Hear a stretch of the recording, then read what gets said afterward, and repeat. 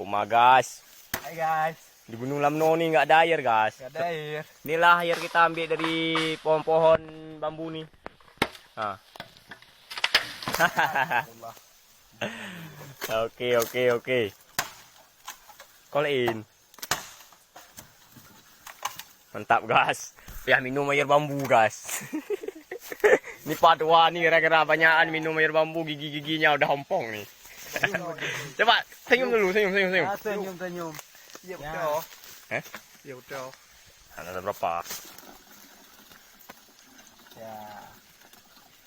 Mau ambil air guys. Nggak ada lagi air di Gunung Lamno.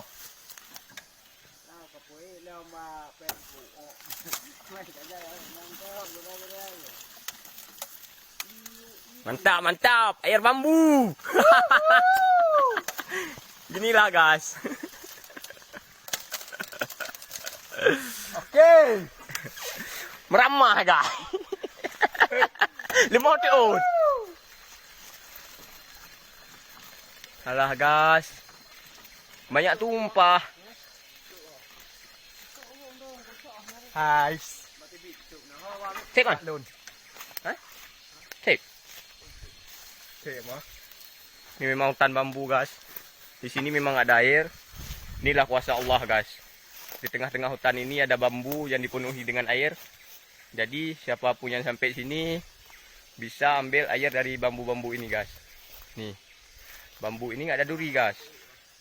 Memang bambu. Kok dibilang kok misalnya di kampung, mau kampung apapun memang nggak ada bambu nih. Bagusnya kita bawa ah. Kita ambil bibit ah. Aduh guys. Ini barang-barang yang kita angkat guys. Kalau nggak ada minum, mampus kita guys.